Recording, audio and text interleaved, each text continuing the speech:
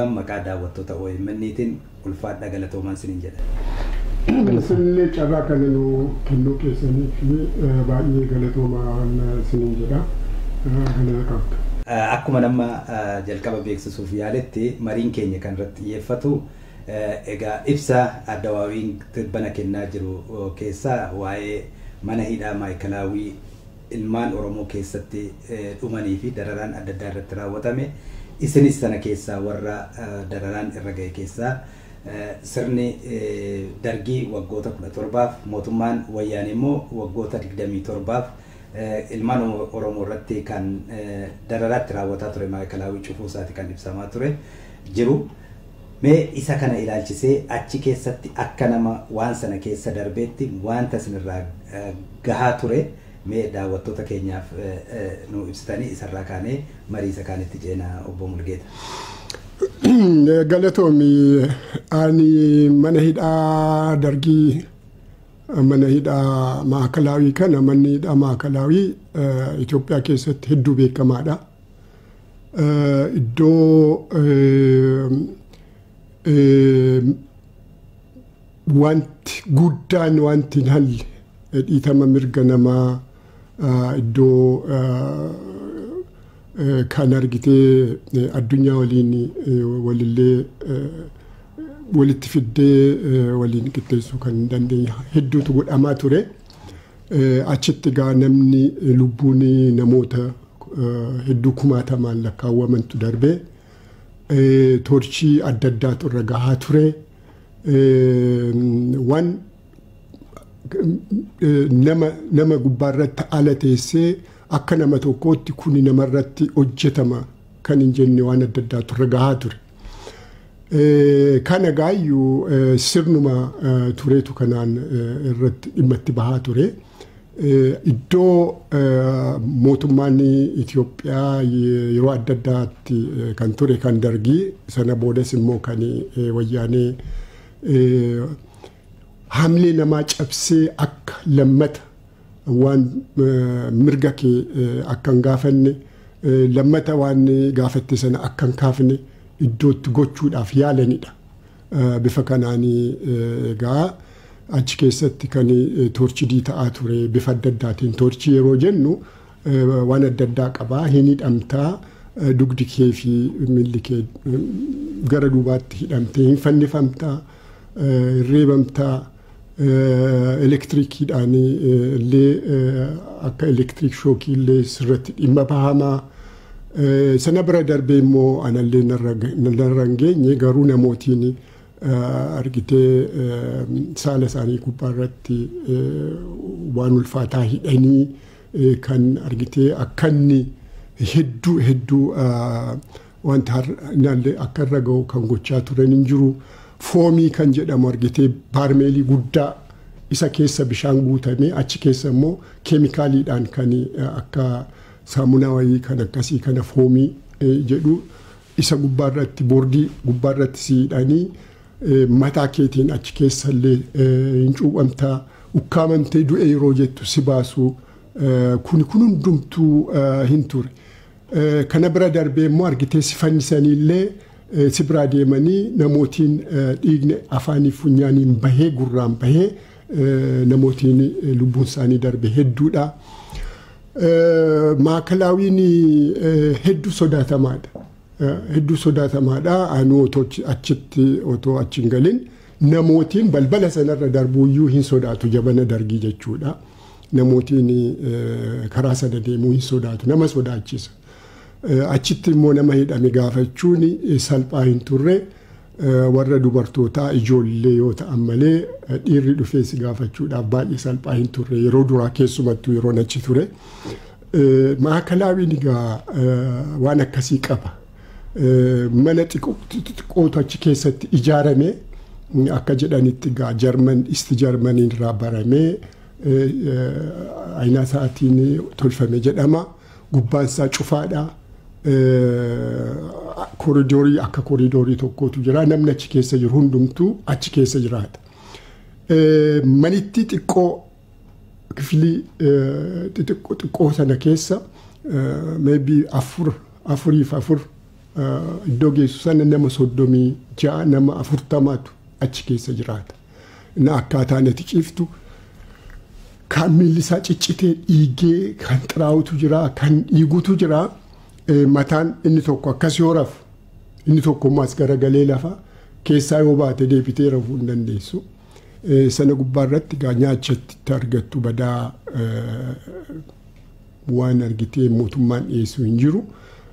Yoo argitee firarraa kan dhufu sana isa waliin qooddattee jiraattaa jechuudha. Karaa tajaajila fayyaa wanta argattu badaa hin turre gara dhumaatti akka kiliinikiin xinnoon tokko achuma keessa turte narsiidhaan kan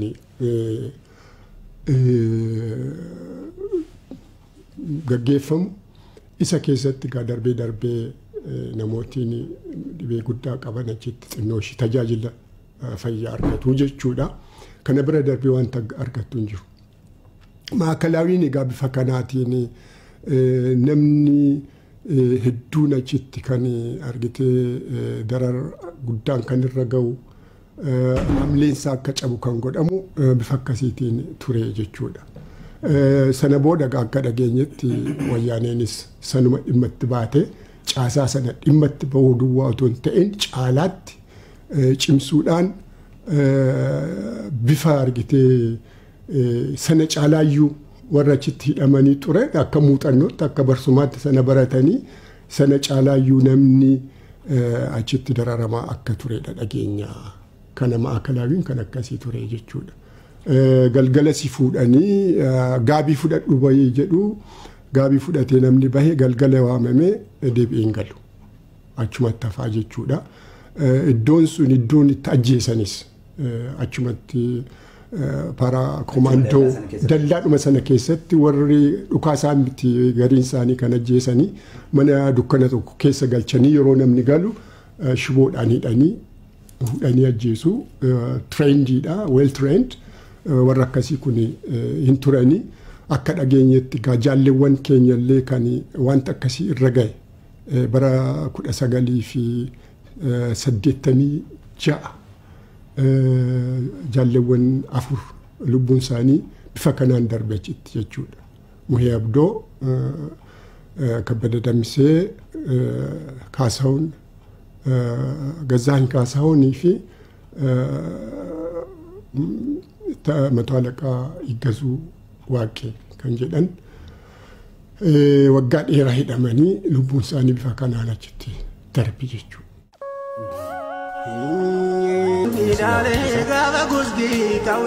Nu bara sanuu mana tokko keessa jira. Mana lama keessa jira. Lakkoofsa tokkoof lakkoofsa lamatti galle boodarra maaliif karchallee nu buusuu dinnaan dhumni namni hidhamu kun haaraan dhufee nurra ciisaa. Kanaaf maaliif firaashii tokkorra akka rafnu mana nuun kennine jennaan mana lama nuu kennan. Boodarra immoo namoonni keessaa waatattaanii jennaan mana tokkotti deebine. Kanaaf manni keenya mana warra du'aa ture. Hidaalee gaafa gusbii kawwee gaafa tuskii godoola buufatanii osoo kormi jiru yaalamii koo osoo kormi jiru dibicha wallaanu osoo kormi jiru dibicha wallaanu osoo waliin galee abaleeyyan koo osoo waliin galee alamii koo. Osama galee malagaanu naanu dinile nunanu.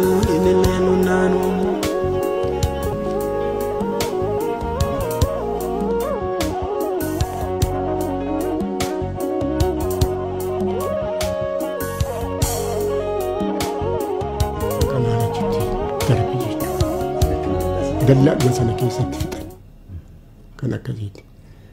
Mee egaa isa kabraas wanti kaafnu itti deebina obbo Mulgeetaa haalli amma dhaga'amurra Nasruun keessattuu manni hidhaa wayyaanee wayita ammaa kana irratti xiyyeeffate addatti Oromoo irratti wanti dhaga'amu kun har'a wayyaaneen Oromoo akkaataa amma isaan ibsan kanarraa kaasee cufamuunsaa sun dhugumatti Oromoof yaaduuf moo maalirraa jettaa? Dhugaa dubbachuu fi mootummaa wayyaanee yeroo dabre waa'ee Maayikalaawii yoo dubbatu kan xiyyeeffannaa irratti godhan iddoon sun akkuma isaan dubbatan iddoo mootummaan Dargii namoota itti gidiraa ture ta'uu isaati kan isaan dubbatanii sun ammoo gam tokko yoo ilaalte dhugaa haaluudha. Waggaa 26 dabran keessatti Oromoon rakkoo gurguddaa gidiraa adda addaati kan Oromoo irratti iddoo sanitti raawwataa ture. Fakkeenyaaf barattoonni Oromoo yeroo adda addaatti keessumaayyuu yuunivarsiitii Finfinneetti yeroo isaan mormii isaanii waanuma dhageessisaniif qofa guuramanii kan hedduun isaanii itti hidhamaa turan kan hedduun isaanii itti dararamaa turan iddoodhuma Maayikalaawii jedhamu san akka fakkeenyaatti Alamaayyuu fa'aa fudhattee Gaaddisaa fa'aa fudhattee mirga uummata kanaaf dubbataniif yuunivarsiitii Finfinnee irraa guuramanii iddoo Maayikalaawii sanitti yeroo dheeraadhaaf dararamaa toorchar tahaa dhumarratti lubbuun isaanii kan dabre jechuudha. So Maayikalaawin iddoo gidiraa mootummaan uummata Oromoo itti rakkisaa ture qofa osoo hin taane iddoo mootummaa wayyaanee uummata keenya itti rakkisaa ture keessaa isa tokko.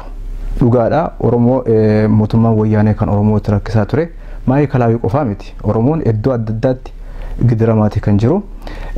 Ammas taanaan iddoo Maayikalaawii jedhamu sun cufamuun isaa hanga mootummaan kun imaammata Oromoo gidiruu Oromoo rakkisuu Oromoo ajjeesuu kana hin dhaabnetti Maayikalaawii qofa cufuun rakkoo Oromoo gidiraa waggaa 27 keessa dabrine kanatti waan xumura laatu miti.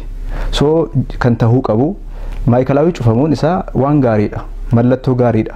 Garuu mootummaan kun kan cufuu qabu iddoo gidiraa biyyattii keessatti argamu hunda. Ammas ammoo mootummaan kun kan dhaabuu qabu imaammata uummata gidiruu uummata rakkisuuti. Yoo kun ta'e qofaadha wanti Maayikalaawii jedhamu kun cufamuun kan hedduu isa nama gammachiisuu fi nama abdachiisu. Ammatti garuu kan argu jirru mootummaan kun yeroo bitachuudhaaf yoo hin taane Oromoos dogongorsuu mootummaa addunyaatiifis ergaa sobaa yookiin naamootu ergaa dogongorsaa dabarsuudhaaf yoo hin taane hanga ammaatti wanni argu jirru mootummaan kun onnee isaa irraa guutuutti imaammata haarawaa adeemsa gadheessan sanitti xumura godhee sarara haaraa balbala haaraa saaquu gamasitti waan ce'ee hin fakkaatu. Kanaaf kuni ammatti tankaarfii gaariidha garuu gara fuulduraatti wanni hojjetamu hedduutu jira jechuudha gama dhimma gidiraa kanatti xumura laatuutiin wal qabatee. Akkuma beekamu sila kaaftaniittu namoonni achi keessatti ajjeefamuun waa gidiraan hedduun gahuun ammas akkuma Nasruun kaasee waan hedduutu raawwatamaa jira kun beekamaadha uummanni Oromoo akkatti ilaalu qaba. Isarra caalaa dubartootaa fi ijoollee odoo nafne gidiraan kun irra gahaa miidhaan garaagaraa seenaa keessan olaalle sana keessa isinis waan qabdan natti fakkaata. Mee isarraa kaasaati meenuu ibsa Mulgeeta.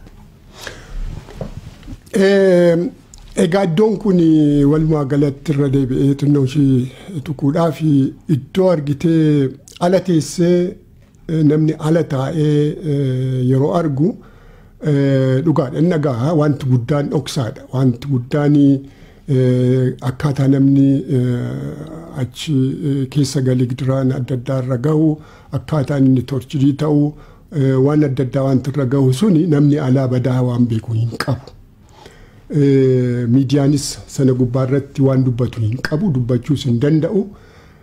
Achi keessatti egaa waan adda addaatu jira dubartii dhiiraa fi dhalaa kan jedhu hin qabu waan hundumtuu waluma qixa torchii godhu waluma qixa ajjechaanis irra gahaa ture. Gariin gara keenyaan dubartoonni yeroo sana hidhaman hedduudha. Warra hidhaman keessaa egaa warri achitti keessumattuu achitti mucaa ijoollee argatanillee jiru.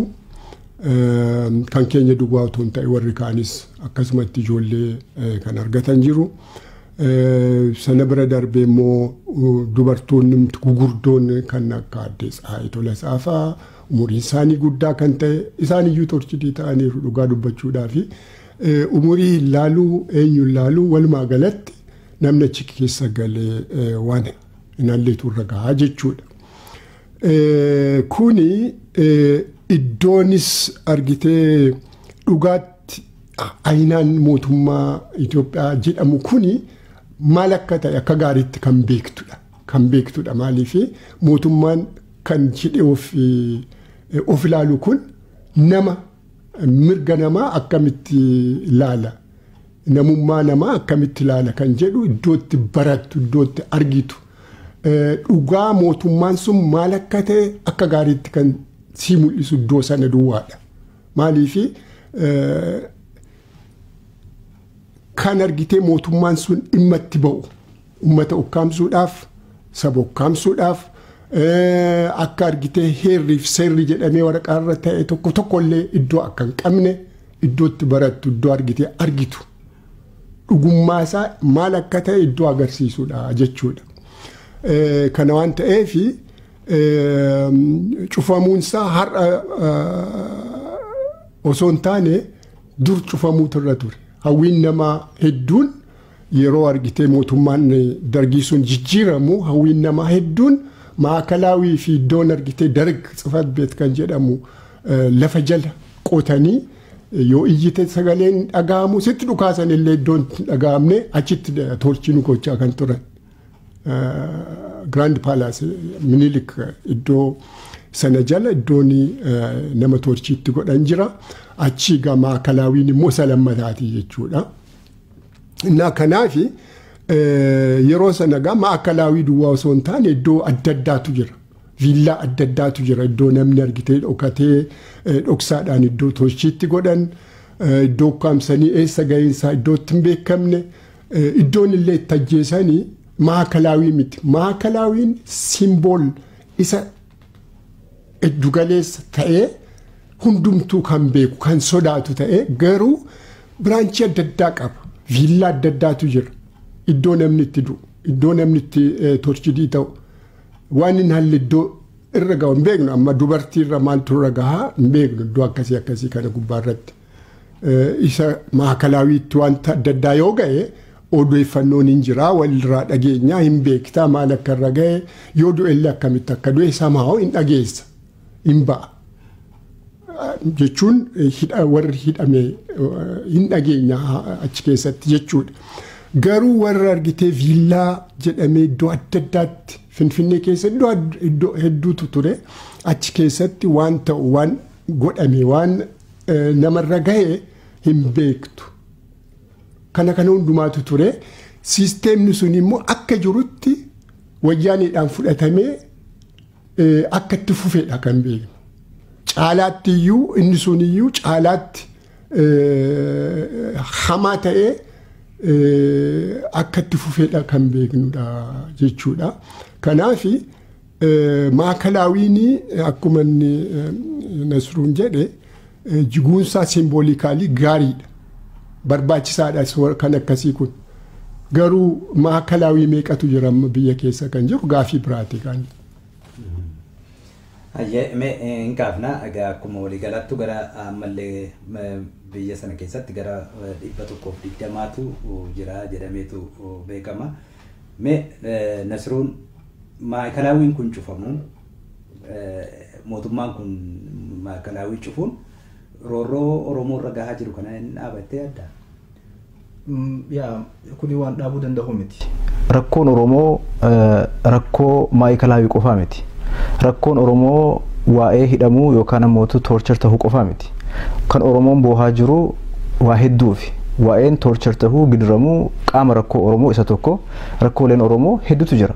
So hanga rakkooleen kunniin rakkoon diinagdee, rakkoon saamichaa, rakkoon uummata keenya akka gadi galootti ilaalu, rakkoon uummata keenya qeerraa buqqisuu, rakkoon uummata keenya jaarraa hedduuf salphisuu kun hundumti furmaata osoo hin argatin maakalaawii qofa deebii laatuun ibnu maakalaawii qofaaf deebii laatuu miti dhimmootuma maakalaawii wal qabatan maakalaawii biraayyuu dabramee iddoo torture nama itti godhan hedduu kan biraas osoo cufame rakkoon Oromoo san qofaan waan furmaata argatu miti kun waa'een torturii waa'een gidiraa isa tokko akkuma duran dubbadhe waa'een rakkoo Oromoo waan sanii oliiti waa'een gaafii Oromoo waan sanii oliiti hedduun isaa akkuma paakeejiitti walitti qabame deebii quubsaa furmaata barbaachisu hin arganne rakkoon amma jiru kan hanga tokko tasgabbeessuuf jecha yookaan ammootu ummata addunyaa afotti achi bahanii hawaasa addunyaa afotti achi bahanii atleast kunoo waan gaarii hojjechuu eegalleerraa mirga namaa kabajuu jalqabneerraa jedhanii labsaniif qofa tarii addunyaan yookaan ammootu mootummoonni tokko tokko harka rukutuu ni danda'u. Jaarmaan tokko tokko harka rukutuu danda'a.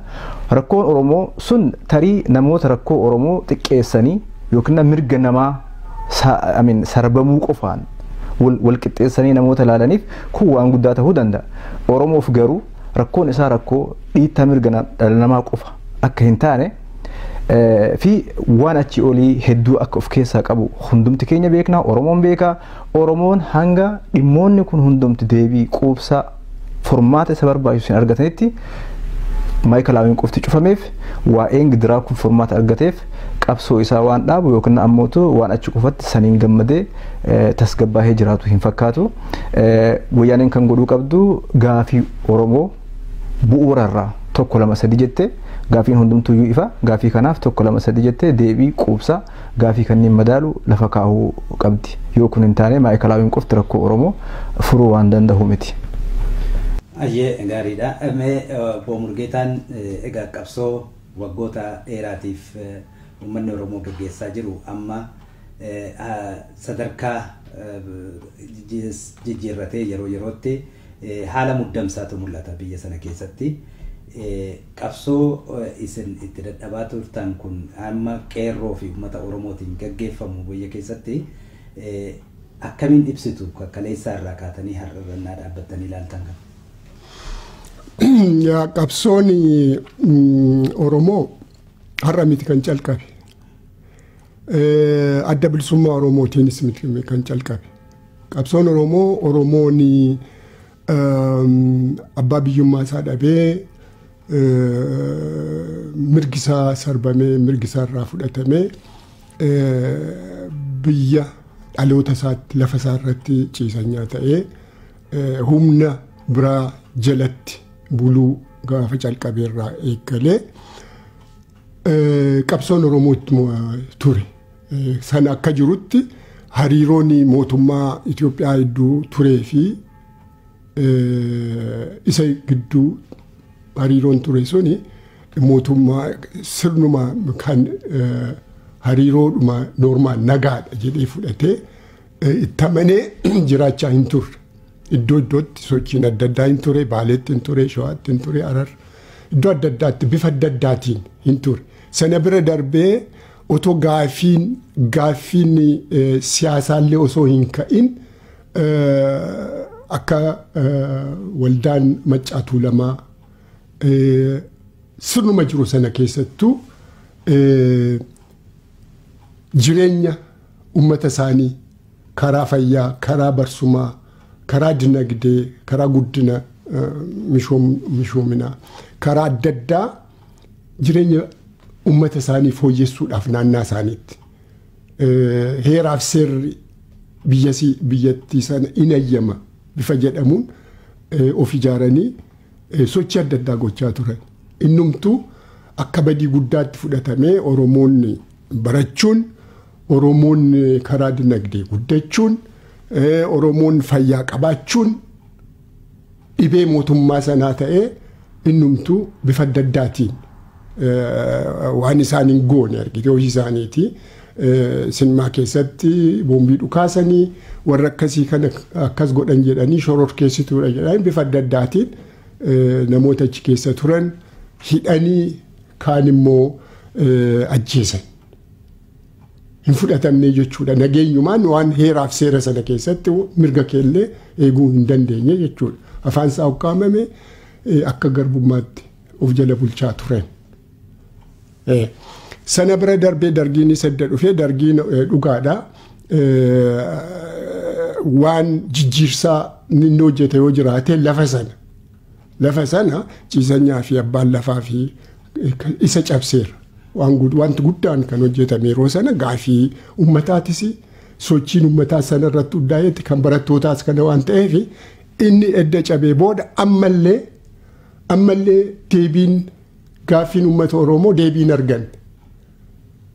Oromoon akka barbaadutti afaan isaa dhimmatti bahuudhaaf, Oromoon akka barbaadutti afaan isaa naannaa isaatti of bulchuudhaaf bifa adda addaatiin kuniyyuu hin taane jechuudha. Inni kun immoo idda dhufee booda isa kana kaardii biraa qabatee isa kana bifa haaraadhaan caalaattuu saganteeffatee dargii fi isa kana gidduu kan ture adda addummaan maayini dargiin kan isa dura dhaabbate hundumaa Oromoodha Amaara maal otoo hin jedhin kan isa dura dhaabbate akka ayidooloojiitti kan isa dura dhaabbate ilaalcha addunyaa irratti hundaa'ee kan isa dura dhaabbate hundumaa hin rukute jechuudha. Particularly uummata tokko irratti hin xiyyeeffanne. Inni kun garuu xiyyeeffannaan isaa saganteeffatee kan dhufe dura uummata Oromoo cabsuu kan jedhudha. Maaliifi qabeenyi isaa Oromoo cabsuun qabeenya isaa saamuudhaaf carraa akka kennuuf ni beeka. Oromoo cabsuun humnoota biraa akka hin kaane akka godhu akka sodaachisu hin beeka. Kanarraa kan ka'e Oromoo irratti xiyyeeffatee Oromoo cabsuu kan jedhu irratti kan hundaa'e sagantaa imaammata akkasii baafatee dhufe. Imaammata kana calqabarraa ka'eeti gaa hojiirra oolchuu kan calqabe gaafa adda bilisummaa Oromoo rukutee baasu imaammata kana hojiirra oolchuun calqabe jechuudha. Amma manni hidhaa inni durii fi inni ammaa kan jiru dhibba keessaa harka 90 ol kan mana hidhaa kana guute Oromoodha.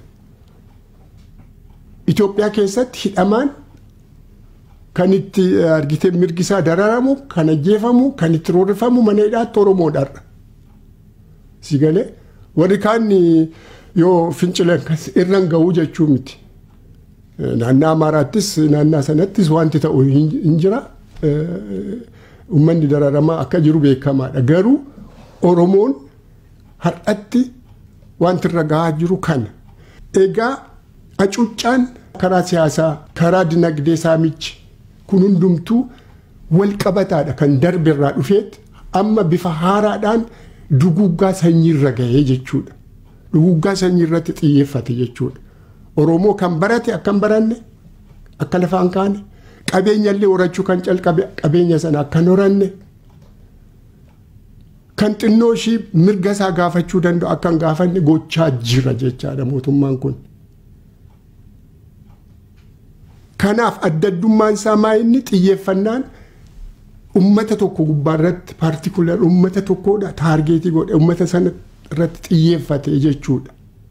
Hidhaanis dararris kan irra ga'u kan. Kana waan ta'eef adda addummaan isaa duris hidhaan hin ture ajjeechaan hin ture garuu inni kun taargeetii kan uummata inni taargeetii godhee saganteeffate jechuudha. Inni suni uummata kanan cabsa jedhee saganteeffatee lafan kaawwan kan isa dura dhaabbate hundumaa intarasii isaa dura kan dhaabbate hundumaa rukuchaa ture kan dargii adda addummaan isaa kana. Kana waan ta'eef maayinni qabsoonis akkasuma gaa qabsichis bifuma kanaan calqabarraa ka'ee akka iddoo iddootti calqabame sanarraa ka'ee akka jaarmiyaa sagantaa siyaasaa qabu. Jaarmiyaa heeraaf seera ittiin bulu qabu hariiroo uummata Oromoo fi hariiroo mootummaa sana gidduu jiru irratti hundaa'ee gaafiin Oromoo akkamitti deebi'uu qaba kan jedhu irratti hundaa'ee addi bilisummaa Oromoo uumame qabsoo gochaa ture wareegama guddaa baasee ture wareegama guddaa kana keessatti gaa injifannoon argaman jiru wareegamni bahemuu hedduudha jechuudha. Amma dhaloonni amma jiru kuni egaa yeroo sana haala dukkana ta'e keessatti haala teeknooloojiin yookaan immoo sabquunnamtiin amma jiru hin jirre keessatti dukkana keessatti qabsoon godhamaa ture rakkisaa ture jechuudha haala hamaa keessatti. Amma garuu haalli amma jiru mijaa'aadha jechuullee osoo hin taane akkaataan uummanni kominikeetii wal godhu wal qunnamu salphaadha. Waan itti dhimma baatu salphaadha. Har'a kan si ajjeese kan si darare suni dhokachuu hin danda'u. Kaleessa garuu yeroo qabsoon kun eeggalamu kan biraa ture. Walquunnamtiin illee rakkoo ta'e kan ittiin dhimma baatu illee rakkoodha jechuudha. Amma dhaloonni amma jiru garuu isa darbe sanarraa immoo adda. Maalin adda addummaan isaa kan jedhu sana gubbaarratti adda. Dhaloonni amma jiru kuni muuxannoo darberraa ka'ee dhaloonni amma jiru qabsoo keessatti dhalate tokko. Qabsoo keessatti guddate afaan isaatiin baratee guddate. Bilisummaa kan jedhu kun maal akka ta'e ni beeka. At least akka jirutti sammuun isaa bilisa. Sammuun isaa bilisa. Sammuu isaa bilisa baasuudhaaf wanti irratti hojjetu hin jiru. Already sammuun isaa bilisa. Waan barbaadu clearly waan dhabe hin arga hin beeka. Argaa jira. Guyyaadhaa guyyaatti irra gahaa waan jiruuf qabsoo sanaaf of kennee kan ka'edha. Dhaloota haaraa egereen Oromiyaa gara fuulduraatti kan irratti hundoofte isa waan ta'eef caalaattuu kan argitee fedhii uummata isaatii kan mirkaneessu gaafiin uummata isaa gaafiin warri xixiqqoon yookaan jaarmoleen kaasaa turan suni har'a kan jaarmolee miti kan uummataati harka isaa galeera. Bifa kanaan qabsaawaa jira jechuudha. Iddoo jaarmiyaan jiruttis iddoo hin jirrettis qeerroon amma kan gochaa jiru kana. Kanaaf baay'ee adda addummaa qaba. Uummata sammuun isaa bilisa ta'e sana immoo duubatti deebisuun hin danda'amu. Kanaaf gaafiin uummata Oromoo hin turaa hin bula malee iddoo akka ga'uu danda'u kuni namni tokkoyyuu shakkuun irra hin jiru jedha. Ayyee galatooma Obbo Mulgeetaa. Mee Nasru kanarratti keessattuu sochii amma muddamsa isaan irratti ibsan kanarratti haalota adda addaatu gama Addawaawiitiinis ibsamaa jira. Muddamsa guddaatus jira. Oromoonis qabsoo isaa sadarkaa ammarraan gahe kanarraa qeerroon gaggeessaatti jira. Haala amma deemu kanaati waggaa laaltu mee akkamitti ibsama akkamitti xiinxalamuu danda'a haalli amma Oromoon keessa jiru kun? Oromoo jechuu kun. Haalli Oromoon keessa jiru abdachiisaadha. Oromoon sadarkaa kana gahuun isaa hedduu gammachiisaadha. Dhugaa dubbachuun yoo ka barbaachisu haalli bara kana keessa jirru waan Oromoof Oromiyaan waggaa 3 dura keessa jirtu yookiin waggaa 5 dura keessa jirtu nama qalbiidhaan haala jiruuf jireenya Oromoo qotee bulaa Oromoo barsiisaa Oromoo hojjetaa Oromoo barataa Oromoo sadarkaa adda addaatti poolisii Oromiyaa illee osoo hin hafin OPDO illee osoo hin hafin namoota kana hunda gadi fageenyaan xiinxallee ilaaleef bilisoomnis yoo jechuu baannu sadarkaa dhugumatti namni keenya waan barbaadu dubbachuu mirga isaatiif haqa isaatiif gaafachuu akka duriisan basaastuu dalga kiyya jirtii waan jedhu san dagatanii namni ifaaf bilisa ta'ee wajjin hojjetaa waliin dubbachuu dhimma biyya isaaf fuuldura isaa irratti mari'achuu irra gahameera. Kuni arraa fi waggaa 3 yookiin waggaa 5 arraa wal bira qabanii ilaaluu irraa waan argamu. Kana jechuun waan barbaannu argannee bakka silaa ijaaf qalbiin keenya jirtu san geenne jechuu miti. At least yeroo gabaabaa keessatti wareegama kafalameen sochii hadhaa'aa Oromoon godheen sadarkaa kana gahuu dandeenyeerra. Abdiin kun waan nama jiraachisu. Abdiin kun waan fuuldura nama tankaarfachiisu. Uummanni keenya waan haga ammaa argate kanatti gammadaa fuuldura isaa ammoo wanni kana caalu akka dhufu abdataa jijjiirama dhufaa jiru kanas hubataa yoo fuuldura tankaarfate bakka silaa barbaaduu fi waan silaa argachuuf hawwisan wanni argachuu isa dhorku tokko illee hin jiru. Diinni yoomiyyuu taanaan bakka amma geenne kanarraa duubatti nu deebisuuf yaaliin isaan hin goone hin jiru. Ammas kan as geenne fedhii diinaatiin miti. Diinni nu gufachiisuudhaaf nu kuffisuudhaaf shira osoo hin xaxne halkan guyyaa osoo hin hojjenne hafeetii miti.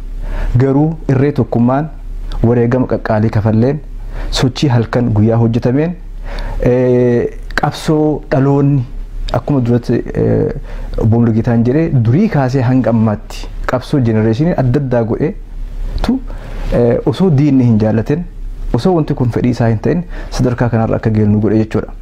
So Oromoon iddoo tankaarfachiisa murteessaa irra gaheera. Almost tipping point irra geenyeera jechuun ni danda'ama. Sadarkaa kana booda gara bilisummaatti malee gara duubaatti deebi'uu hin danda'amne irra gahameera. Akkuma duratti dubbadhee namni kamuyyuu Oromoon biyya sanitti abaabee dagaagee mirga isaaf haqa isaa argate kabajaa isaa deeffate akka jiraatu kan barbaadu tokko namaa hin jiru Oromoo malee. So nuti kan gochuu qabnu of course haalli amma ittiin deemnu kun bu'a qabeessa ta'uu isaa I think an akka dhuunfaatti hedduu itti amaneera namoonni hedduus itti amanan jedheen abdadha. Bu'a qabeessa ta'uu isaa hedduu argineerra. Wareegamni kafalame waan bilaash badee miti. Bu'aa gaggaarii nu argamsiisuu danda'eera. Kan kana booda ta'uu qabu maanini wantoota hangammaa arganne kana cimsata injifannoo arganne kana keessa jeefa qabdu kan keessi gadi fagoo keessa kaawwata maaliif diinni sa'a kamittuyyuu injifannoo arganne harka baasuudhaaf sochiin hin goone hin jiru. Wanta arganne gadi fageeffanne akka gaariitti kaawwata isii hafte gaafii hafan tokko lama sadii jennee kaawwata akkamitti ammoo achi gahuu dandeenya maaliif diinni duubatti deebisuu irraa hirrafuu sochii isaan itti jiran dadhabbii isaanii arguu jirra. Akka kun harkaa hin baaneef jecha tooftaaf tarsiimoo keenya yeroo yerootti jijjiirrata yoo karaa tokkummaatiinis ta'ee karaa wal hubannootiin adda addummaan jiraate isa sanis cufata fuuldura tankaarfachuudha. Tooftaa diinaas yeroo yerootti hubachuun baay'ee barbaachisaadha.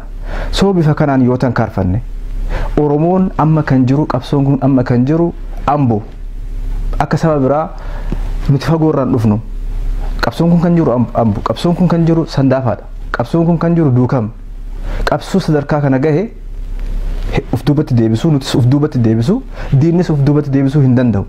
Nuti akka Oromootti akka ummata miliyoona 50tti akka nama ji'oogiraafikaalillee iddoo murteessaa irra jiru tokkotti akka ummata haqa isaa dhabe qajeelatti beeku tokkotti akka ummata dammaqina qabutti hujii nurraa eegamu hujii waan sangitu hujii waan san madaalu hojjechuutti jirra wantoota nu hafan xixiqqootanii itti guuttataa humna tokkoon irree tokkoon yaada keenya gam tokkotti finne diinuma kana dhiibuu irratti fuulleffanne yoo hojjenne diinni hagamuu haa tattaafatu hagamuu shira haa hojjetu nuti shira san irra aanne wanni bakka barbaannu san hin geenneef hedduu natti hin mul'atu. Isuma kana cimsachuudha kanuma jajjabeeffachuudha. Kana jechuun ammoo hir'inoota jiran hir'inoonni hin jiran jennee duruunfannee hir'inoota nu kuffisuu danda'an gufuulee nu sakaaluu danda'an irra dabruu hin qabnu. Kana goonaan wanti bakka barbaadamu san hin geenneef tokkollee natti hin mul'atu. Wanti fuuldurri keenya hedduu abdachiisa yoomuu olitti. Daawwattoota keenya mariin keenya ammallee itti fufaa egaa dhimmi irratti mari'ataa jirru egaa roorroo fi gidiraan uummata Oromoo irraa gahaa ture baroota duraas ta'e amma maal fakkaata haalli kun immoo bifa kamiin uummanni Oromoo keessattuu qabsoosaa wal simsiisee xumuratti geessuu qabasa jedhu egaa marii warra hangafoota qabsaa'ota keessaa tokko akka ta'an obbo Mulgeetaa Moosisaa fi akkasumas immoo warra ammaa kana immoo bakka bu'aan durataa waldaa hawaasa Oromoo Hooland obbo Nasruu Hasan wajjiniin.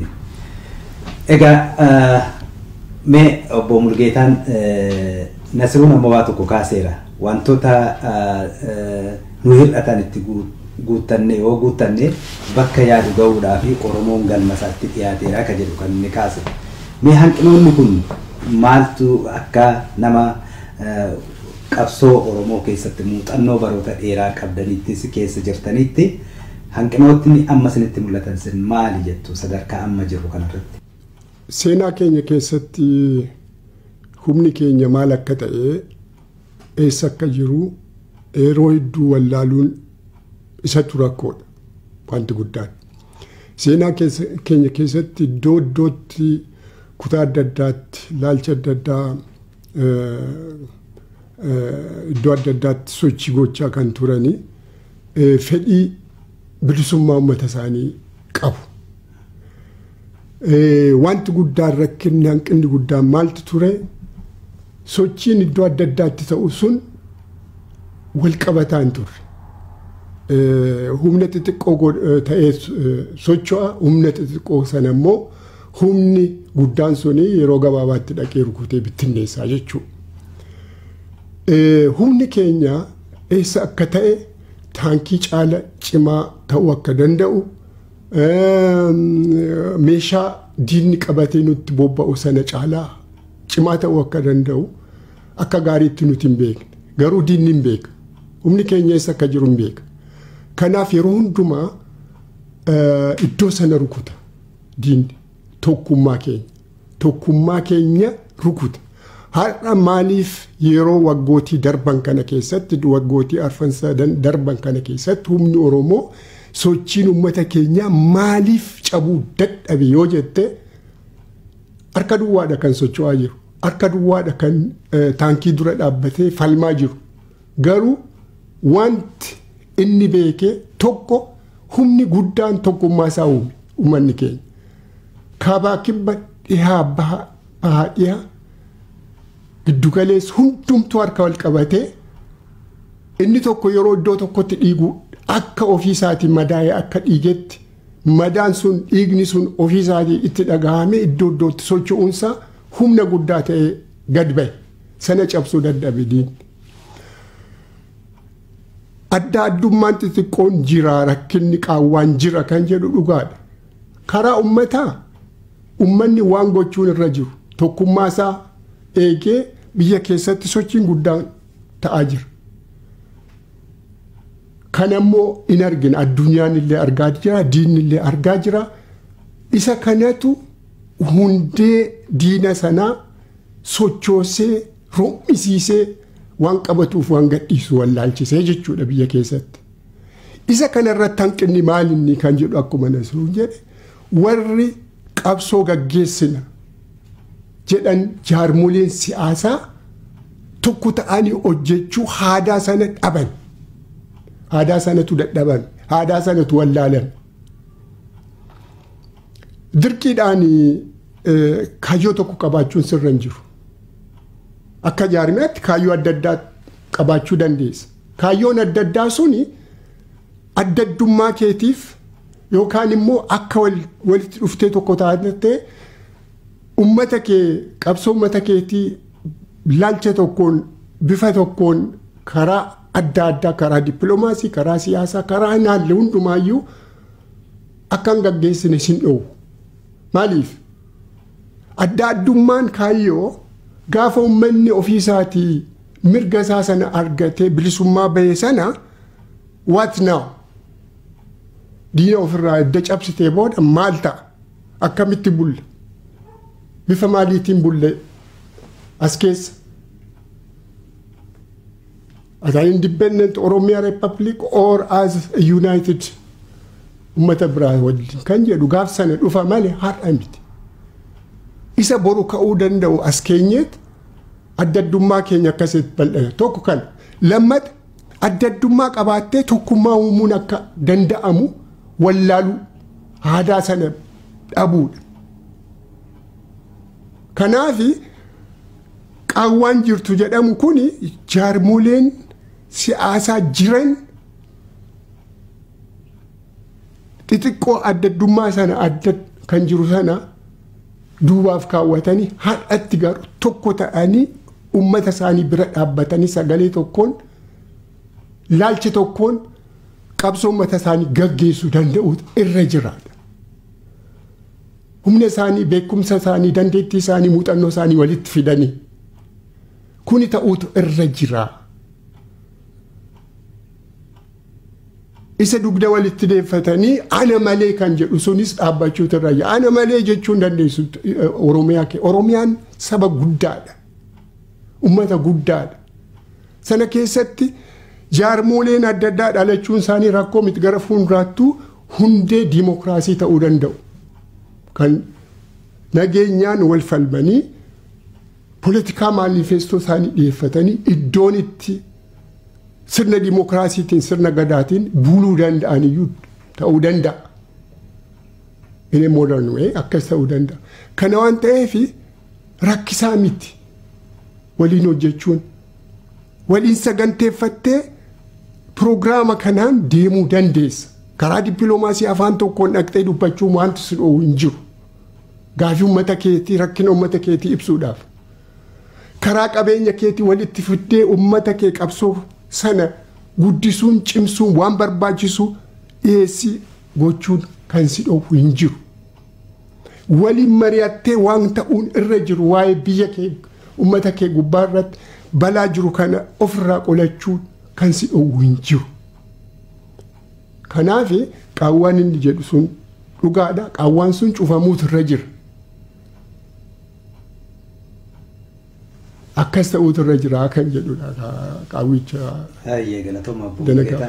Mee egaa Nasruun ati akka dura taa'aa hawaasaattis egaa qaama waldaan hawaasa Oromoo as Hoolaandi kun qaamuma waldaa hawaasaa Oromoo addunyaa keessa jiran keessaa isa tokkodha. Wayita amma qabsoon akkaataa kanaan finiinaa jiru kana keessatti yaanni ka'utu jira uummata biraa. Sochiin hawaasaa akka bakka adda addaatti tumsi garaagaraa haa godhamuyyuu malee akka barbaachisaa ta'etti deemaa hin jiru ka jedhu komeen yeroo adda addaa uummata biyya keessaatti ni ka'a. Kun ati yaada kanaan itti walii galtaa yoommoo hin taane rakkinoonni jiran maali? Fuulduratti furmaanni isaanii maal jedhu? Isa kanatti gaafii kan keetu sun dhufin dura waan isaan kaas irratti waan takka lama jedhee bira dabra.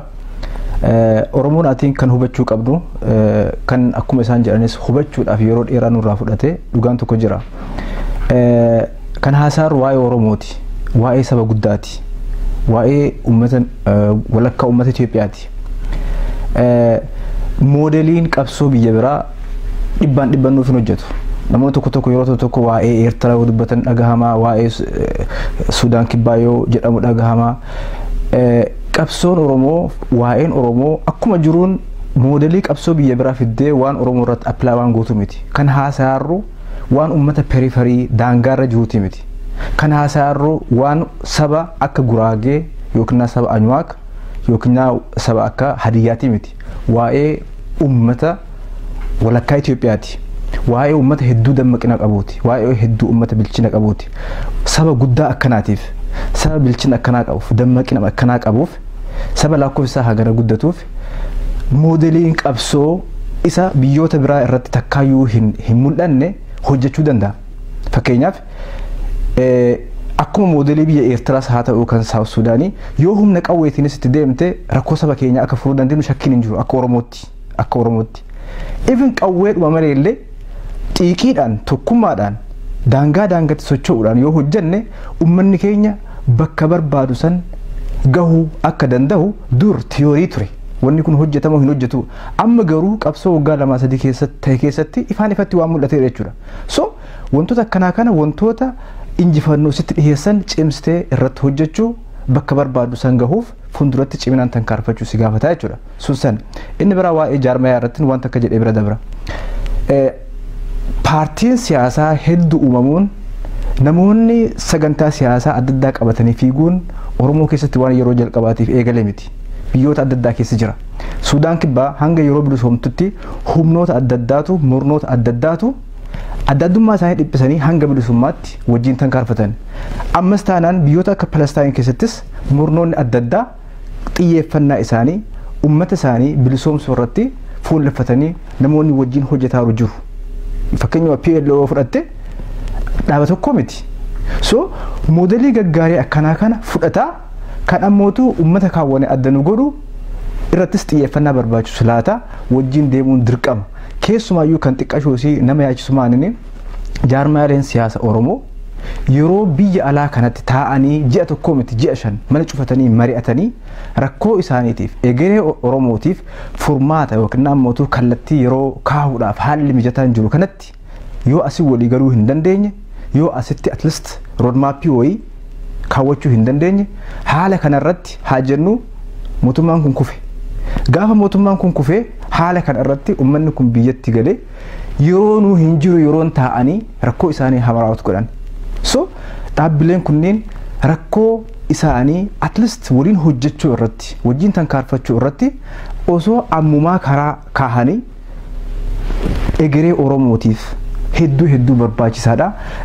Uummanni keenya bilisummaa qofa osoo hin taane misooma barbaada, waa hedduu barbaada, nagahaaf tasgabbiidhaan jiraachuu barbaada. Gamasitti kan nu geessu jaarmayaa siyaasaati. Dhaabbilee siyaasaati. Dhaabbilee siyaasaa ciccimaa akkasii qabaachuun irrattis bilisummaa keenya saffisiisuudhaaf borus ammootu nagaa waarii fi misoomatti garasitti uummata keenya geessuudhaaf hedduu barbaachisaadha. I think osoo bifa saniin sanis irratti hojjetamee na gammachiisa. Dhimma hawaasaatiin wal qabate yes hawaasonni Oromoo hawaasni Oromoo Neezerlaandis haa ta'u hawaasonni Oromoo biyyoota adda addaa keessa jiran hojii gahaa hojjete jedhee kan afaan guutatee dubbatu jirratti fakkaatu. Nutis akka hawaasa Oromoo Neezerlaanditti takkaayyuu hojii quubsaa hojii boonsaa hojjenne jennee hiyyaannu. Hawwiin keenya dheebuun keenya yeroo hundumaayyuu waan gaarii waan kanarra mul'ata qabu waan fakkeenya ta'uu danda'u hojjechuudha. Asittis waan uummata keenya cimsu biyyatti sammootu waan rakkoo uummata keenyaa yoo xiqqaates hanga tokko furmaata ta'uu danda'u karaa kamiin yoo ta'e waan tumsa ta'uu danda'u hojjechuu irratti yeroo hedduu fuulleffannaa gamsaniin hedduu tankaarfanne jennee ofitti boonnee afaan guunnee dubbachuu hin dandeenyu. Kanaafis ammootu akkasitti waan silaanurraa eegamu san gumaachuu kan dhoowwe sababa adda addaati. Kana keessaa inni guddichi maanini tokko humna dhabuudha yookiin ammootu muuxannoo dhabuudha. Inni lammataa fi rakkoon ijoon adda addummaan dhaabbilee siyaasaa keessa jiru kuni hawaasni kan hundumtuu keessa jiraatu. Dhaabba siyaasaa kanarraas taatu sanirraas taatu mana nama hundaati. Mana uummata hundaati. Mana uummata hundaa kana keessatti waan gaarii waan mul'ata qabu hojjechuu kan dandeessu yoo mana kana keessatti namoonni waliin jiraatan kuni ilaalcha wal fakkaataa hawwii wal fakkaataa mul'ata wal fakkaataa yoo qabaatanii jechuudha. Gamsaniin qoqqoodamiinsi gara alaatti jiru nu keessa jira. Akka barbaannetti humna barbaanneen hedduu tankaarfachuu irratti inni kun danqaanu ta'eera jechuudha. Kanaaf nuti gama kanas gama sanis kallattii hundumaayyuu baalaansii isaa eegaa madaala isaa eegaa fuuldura tankaarfachuun faati akka barbaannutti akka hin fiigne wantoota nu godhan keessaa tokko kana rakkoon jira. Rakkoo kana furuudhaaf yeroo hedduu hojjenna garuu bakka silaa nurraa eegamu san akka hin geenne nu hubanna. Ayyee galatoome Nasroo mee obbo Mulgeeta isinis egaa waan hedduu gama hanqinoota jiran kaaftanii jirtan furmaata isaas ka irraa tuqxaniitu gama jaarmiyaatiin ka mul'atu jechuudha. Haa ta'uti gama keessattuu wayita ammaa kana keessatti wayita uummanni hedduun buqqa'ee hedduun ajjeefamaa jiru kana keessatti hawaasni biyya alaa kun gama dippiloomaasiitiin sagalee ta'uudhaan uummata biyya keessatti miidhamuuf kana keessatti hojiin mul'ataan hin argamu ka jedhu yaadni kun bal'inaan ka'a.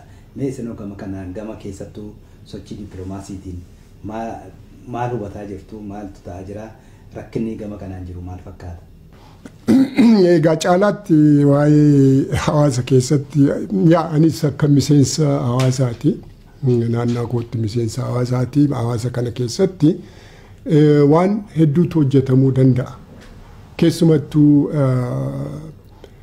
hawaasni Oromoo sagalee uummata Oromoo biyya keessa jiru ta'ee harka wal qabatee yoo hojjete humna guddaadha. Karaa dippiloomaasii humna guddaadha waan hedduu hojjechuu danda'a. Qabeenya karaa gargaarsa adda addaa akka amma uummanni keenya biyya dhaloota naannaadhuma irratti dhalatee guddate keessaayyuu buqqa'ee akkasumattis immoo ollaa biyya ollaa keessa warri turan Sumaalii keessa warri turan buqqa'anii ari'amanii amma karaa irratti gatamanii yookaan immoo rakkina guddaarra kan gahan kana gargaaruudhaaf uummata biyya keessaa isaan deebisee dhaabuudhaaf tattaaffii godhu waliin dhaabbatee waan hedduu gargaarsa gochuu hawaasni ala jiru carraa guddaa qaba. Bifa biraatiin immoo jaarmolee dhumayyuu adda addaa ala jiran kanayyuu walitti fiduudhaaf pilaatfoormii adda addaa uumee akka walitti dhufanii dibeetiillee akka godhan akka argitee yaada wal jijjiiran yoo barbaachise waan adda addummaan keessa maalinni nutoo horii isinii kenna nutoo isin gargaara nutoo isin waliin dhaabbadha tokkummaan keenya akka cimu gochuu osoo hin taane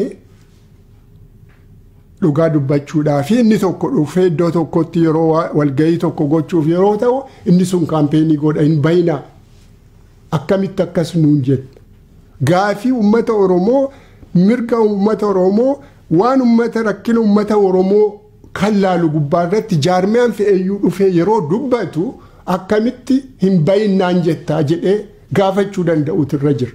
Question maal inni mootiiviinsaa eenyu waliin hojjeta kan kana jedhu kun. Laalcha adda addaa haa qabaatu. Kamiyyuu waliin haa dhaabbatu.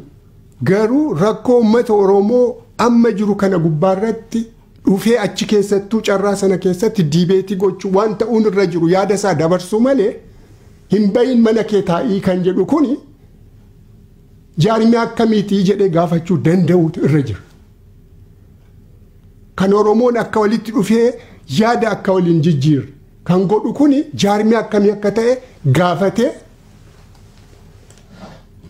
maaliif akkas jetta jedhee ibsa gaafatu danda'utu irra jira. Walitti fidee dibeetii akka godhan gochuu danda'utu irra jira.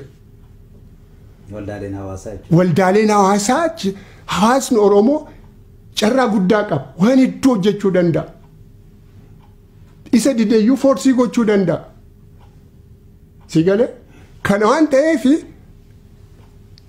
gubbaadhaa taa'ellee adda adda kan qoodu yoo jiraate yoo naan inni qoode yoo ta'e jaarmaan koo hin qoode yoo ta'e question gochuutu irra jira. What is your motive? Akkamitti uummata Oromoo walitti qoodda? Haasa nuti argitee inni hawaasni ala jiru kuni uummata Oromoo isa biyya jiru sana xiqqoo ta'ee iddoo iddootti kan iddoo bu'uudha. Akkamitti tokkummaa isaa adda adda qoodda? Biyya keessatti waan akkasii kanatu jira. Ati maal inni rooliin kee as keessatti kan uummata adda qooddu jedhee gaafachuu danda'utu irra jira. Walitti fiduu danda'utu irra jira. Kan dide immoo mootiivii isaa beekamee mulquutu irra jira. Ani akkasitti ilaala. Kana waan ta'eef hawaasni waan hin guddaa hojjechuu danda'u kan biyya alaa jiru kuni jedhee tan amana. Karaa siyaasaallee dhiibbaa gochuu danda'a. Karaa dippiloomaasii waan hedduu sagalee uummata isaa ta'ee naannaa jirutti biyya jirutti akkasumas akka naannaa naamnyaa biyya jirutti biyya immoo Yurooppaa addunyaa keessatti kan jirus tokko ta'ee sagalee tokko ta'ee uummata isaatiif dubbachuu danda'uutu irra jira. Kana gochuudha hawaasa irraa kan eegamu. Akkuma inni jedhe immoo jaarmolee adda addaa laalcha adda addaa kan qaban uummata Oromoo amantii adda addaa kan qabu laalcha adda addaa kan qabu hammachuu danda'uutu irra jira. Isa tokko ala baasee isa tokko ofitti hammachuu osoo hin ta'e hundumaa walqixa laaluu danda'uutu irra jira. Yeroo barbaachisutti pilaatfoormii jiru hundumaafuu walqixa qopheessee kennuufi danda'uutu irra jira. Tajaajiluu danda'uutu irra jira. Kanuma hawaasa irraa kan eegamu. Galatooma Obbo Mul'geet. Mee Nasru egaa marii keenya gara goolabuutti deemaa jirra. Amma haalli amma jiru kana keessatti tibbana wanti deemaa jiru wal dura dhaabbannaa dhaabota Oromoo bakka bu'u kan dhaabbata Dimookiraasummaa Uummata Oromoos haa ta'u warra adda bilisummaa Uummata Tigraay gidduutti wal dura dhaabbannaa deemaa jira. Kun qabsoo Oromootiif hiree ta'amoo fafa ta'ettee yaadda akkamitti ilaalama wanta? Yaa kuni dhugatti hiree guddaadha. Hiree guddaadha ammas waan itti fayyadamuu qabnudha. Hiree nu dabruu hin qabnes. Kunis maalidhaafi jijjiiramni kan dhufu alarraa qofa miti.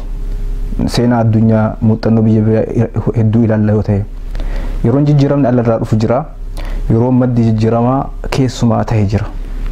Fakkeenyaaf Chaayinaan irraa eessa akka jirtu hedduun keenya ni beekna. Hanga bara 1976 yeroo Maa'oon du'utti namoonni abaaramaa, namoonni hidhamaa, namoonni tuffatamaa jaarmiyaa siyaasaa keessa jiran CCP keessatti mataan isaanii gadi rukutamaa turan kan akka Deng Xiaoping sababa jijjiirama barbaadu isaaniitiif miidhaan hedduu irra gahaa ture kufaatii yookiin du'a Maa'oo booda akka nama samii irraa bu'etti completely biyyattii fi fundura uummata isaanii jijjiiranii jechuudha. Ani ammatti kan nama mul'atu waan akkanaati Itoophiyaa keessatti.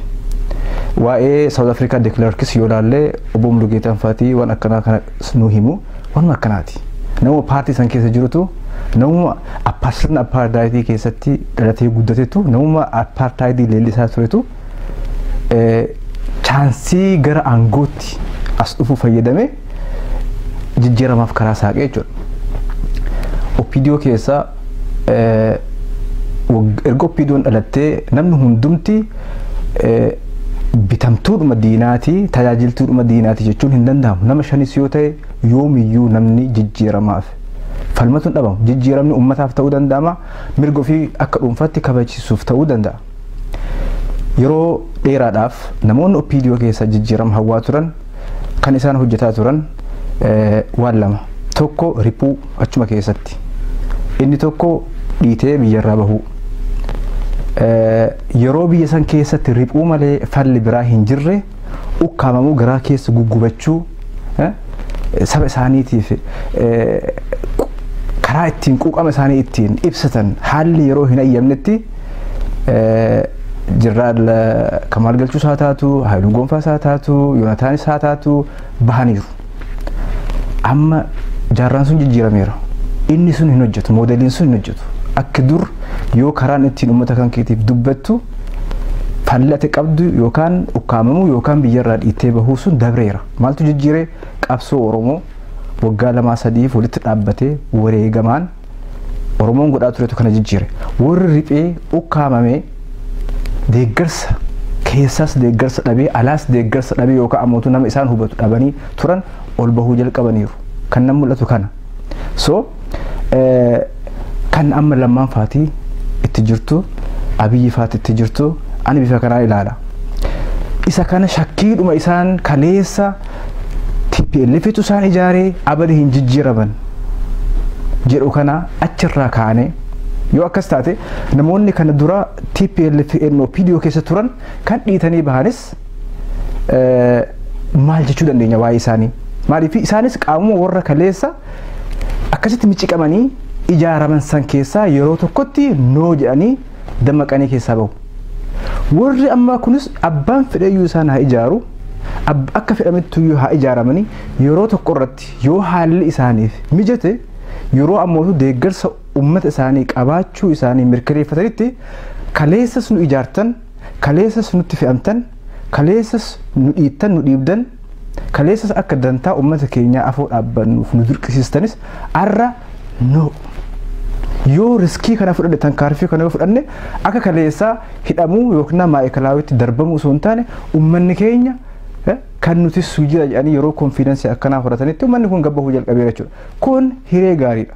Kana irratti ijaaruudha. Kana kan fide qabsoo keenya yoo kana aknaaloojii hin goone qabsoo keenya karaa irratti gatuudha afaan biraatiin. Waan kana kan fide qabsoo keenya. Qabsoon keenya bu'aa kan argamsiistu karaa adda addaatiin. Karaan tokko kunoo kana Opidiyoo kaleessa uummata keenya afoo dhaabbataa turte arra Opidiyoo yoo jedhu hunda isaanii jechuu kiyyaa miti namoonni ammatti sun afoo dhaabbachuudhaaf tattaafatan jiru. At least murna tokko kan gadi bahee qabsoo kana timakamee uummata kana wajjin dhaabbatee jijjiirama fiduudhaaf kan hojjetaa arganneerra. Kana kan fidee eenyuun qabsoo kana bu'aa qabsoo kan keetii harcaastee maal barbaaddu waan bira? Bu'aan qabsoo keenya tokko karaa kanaan mul'ataa jechuudha. Karaa kanaan madaalamaa jechuudha. Karaan biraas jira. Completely akka namni tokko hawwu ummata kana bypass goote yookiin isaan dalgatti jette gara barbaadan gahu sun karaa qabsoon keenya injifannoo ittiin fiduu mirkaneeffannoo keessas tokko garuu isa qofaa miti. Karaa kanaanis kan argame injifannoo qabsoo keenyaati. Kana dhadhamaa ummata keenya onnachiisaa, ummata keenya jajjabeessaa, warri kaleessa iddoo riphanii as bahanii qabsoo kanatti makaman daran onnee godhatanii hamilee horatanii warri ammas riphee yoo jiraate as bahanii qabsoo kanatti dabalamanii ummanni isaan wajjin dhaabbate qabsoo kana galmaan gahuu alatti falli biraa hin jiru. Kun ammoo hiree nuuf uumame, hiree qabsoon keenya uumte kana waan diinni fedhee nuuf kenne miti. Harki diinaa micciirameetu kun kan argame. Osoo isaan hin jaallatin, osoo fedhii isaa hin ta'in, osoo hawwiin isaanii uummata Oromoo waggaa 5 waggaa 50 bulchuudhaaf karoorfataniidha. Qabsoon Oromoo qaxxaamuraa itti seene uummata kana kan waan kaleessa waakkatan akka har'a fudhatan saamicha rakkoo uummata Oromoo irraan kaleessa gahaa turan hanga tokkos yoo taate jiraachuu isaa akka amananiif kan isaan dirqe qabsoo Oromooti. Adeemsa abshaalli kan argatte irratti biyyoolli godhu malee isa harkasii seene harcaastee karaa biraa deemuudhaa miti. tooftaan qabsoo yoomiyyuu taanaan kan injifannoo saffisiisu kan gaaga'amaaf balaa sirra gahu hir'isu ta'uu qaba. Karaan kun isa saniif hedduu gaariidha jedhanii yaada. Uummanni kun injifannoo isaatii kan irratti ijaarratee fuulduratti kaafachuu qaba yaada jedhuun qaba. Galatoomii Nasruu. Mee kanuma irratti obbo Mulgeetaan isinoo haalli amma uumamee jiru kana akka nama qabsaa irra deddeebi'een ibsaa muuxannoo yeroo dheeraa qabu tokkotti akka jaarmiyaatti otoo hin taane akka dhuunfaa keessanitti hiree amma Oromoon keessa jiru kana keessattuu waldiddaa sirna sana keessatti uumamee jiru akkamitti ilaaltu irra caalaa Nasruunis kaaseera isinoo maal jettu? Yaada bareedduu na gaafatte akka jaarmiyaatti jaarmiyaa otoo hin ta'in ani akka dhuunfaattan dubbadhama. Waan Nasruun jedhe gidduutti waliin kuni bu'aa qabsoon keenya fidedha kan jedhu irratti walii galla. Maaliifi OPDO'n bifa akka amma jiru kanaan keessumattuu baatolee hanga tokko darban keessatti wanti ta'aa ture suni actually dhiibbaa uummata keenyaa qabsoo uummata keenyaatu waan sana keessaan gahee jechuu dandeenya. Yeroon kana jedhu akka nama tokkotti OPDO keessa cufumayyuu namni Oromummaa isaanii ittiin dhagahamne sabboonummaan sun kan ittiin dhagahamne akka jiru hundumtuu tokkuma jechuun dogoggora jennees hin beeknu tokko miti.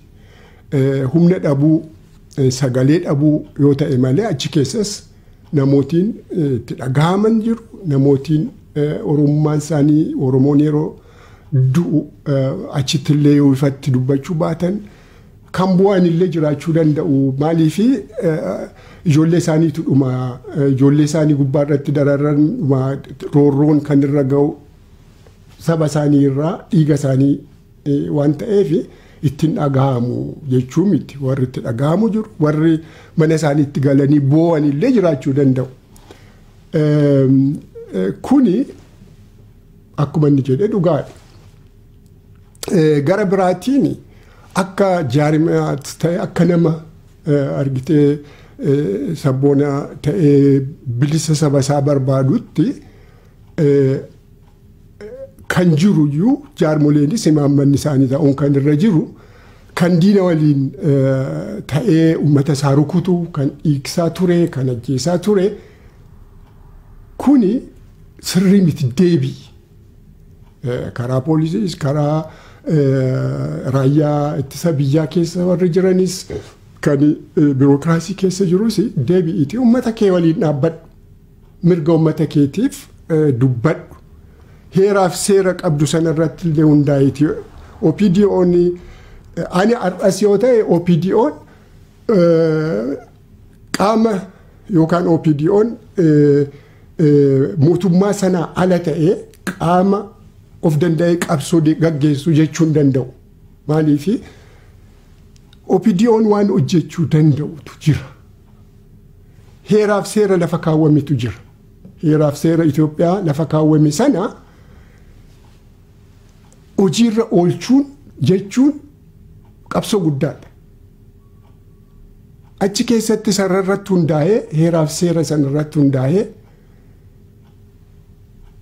akka heerri seerri lafa kaawwame sun ayyamuufitti bulchaasaa uummata isa jala jiru mirga isaa eegsisuu danda'u.